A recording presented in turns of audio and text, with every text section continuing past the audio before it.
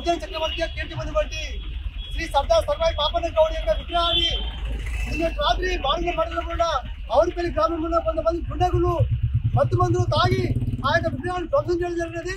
దీన్ని కలవకుర్తి గౌడ సంక్షేమ సంఘం తీవ్రంగా ఖండిస్తున్నది.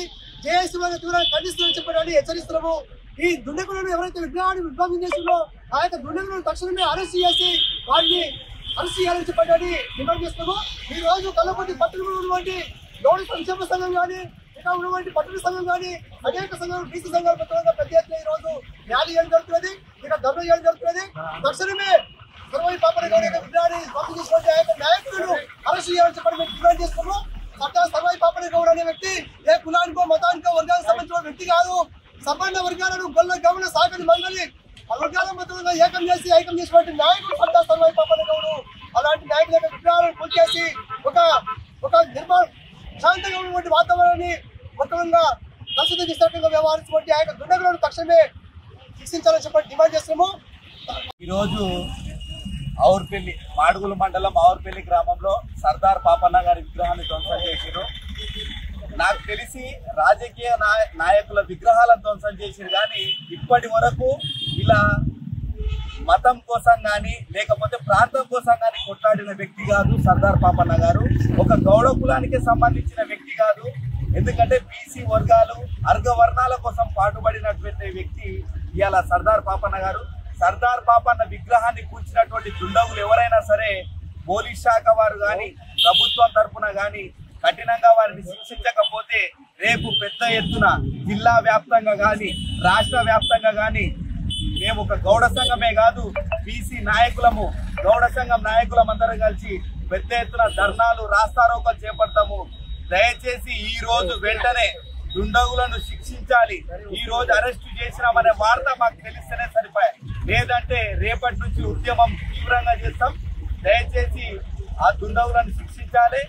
మా విప్లవాన్ని కాపాడాలి. మా బహుజన నాయకుని విగ్రహాన్ని యథావిధిగా మళ్ళీ నిరూపించాలనేది మేము.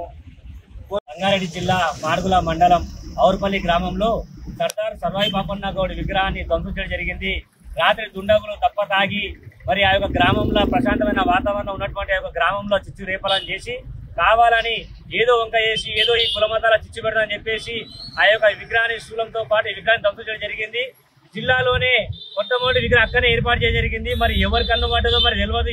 ఎవరికి ఏ విధమైన ప్రాబ్లం తెలుస్తలేదు. కానీ ఆనాడు మరి సర్దార్ సర్వాయి పాపన్న గౌడ్ గారు సామాజికంగా దళిత బహుజన విప్లవకారుడు కుమ్మరి సాగలి అన్ని కులాల దళితులని ముస్లింలని అందరిని తీసుకొని ఆ రోజు ఆనాడు తక్కువ సమయంలో 12,000 నాయకులని తయారు చేసుకొని ఆ యొక్క గోల్కొండ కోటని కవిసం చేసడం జరిగింది. 7 నెలలు పరిపాలన జరిగింది. అటువంటి నాయకుడిని అన్ని కులాలకు సంబంధించినటువంటి నాయకుడిని మరి ఈ రోజు అలా విగ్రహం ధ్వంసం చేయడము అంతేకాకుండా ఈ యొక్క మా మనోభావాలను దెబ్బతీయడం ఎంతవరకు సమంజసమని అడుగుతున్నాము.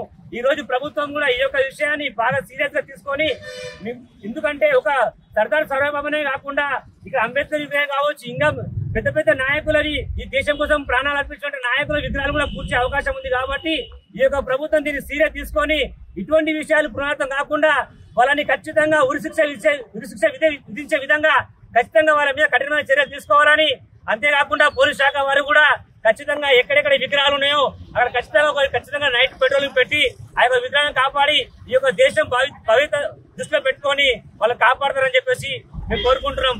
జై పాపన్న. ఐక్యత.